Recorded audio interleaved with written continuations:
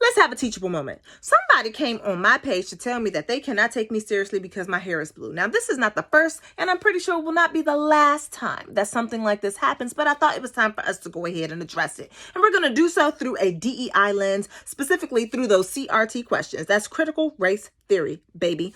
So it asks about what is power, who has power, and in what ways is power used in order to maintain itself. So what is power? Power is the ability to decide who is to be taken seriously and who is not to be taken seriously.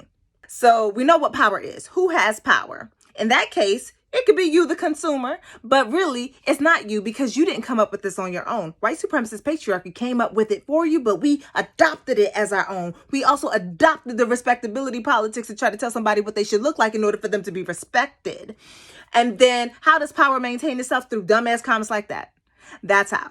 Right? So when you are telling someone that you can't take them seriously because of their hair, there are multiple things that you are also saying. One of them is that you are jealous, that you are not sure how a person can have both style and substance because you have yet to achieve it for yourself, which, sadness, tears, sorrows, tears. But at the same time, it doesn't mean that you get to come to somebody else with your insecurity to place it upon them and give them the burden of changing themselves in order to make you comfortable. That's already what white supremacy does. That's what power constantly is asking us to do. It asks us to yield. I would remind you that because I am already a dark-skinned Black woman, that the blue hair simply adds more flair to what some people are already going to presume as being incompetent. This hair didn't come to school with me. These degrees are unaffected. And that means that is something for you to go ahead and check in yourself. So I would say, get yourself a feelings chart. And this is the moment for you to dig deep and consider, what is it that you feel when you see somebody living in a way that you don't want them to live? When you are worried about how they show up in the world, specifically how the way they show up in the world means that you can't take them seriously. It's time for you to check in with you and to consider all the ways that you have tied yourself to the white supremacist patriarchal bullshit so that you can go ahead and feel powerful too, because that bright lure of power is constantly seductive. It wants you to come to it. It wants you to help enact it. It wants you to stay right there. It means that we never get to get free of this BS.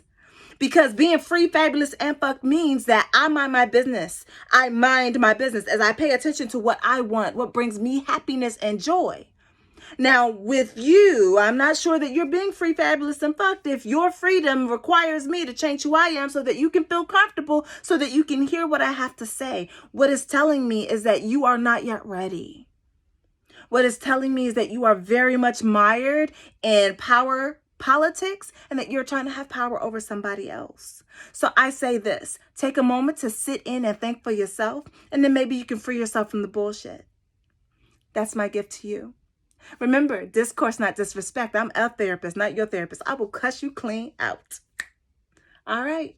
Hit me in the comments. How do you navigate when somebody is trying to tell you that the being, your essence, what you look like or how you show up is unacceptable in order for you to be taken seriously? All right, y'all, I'm out.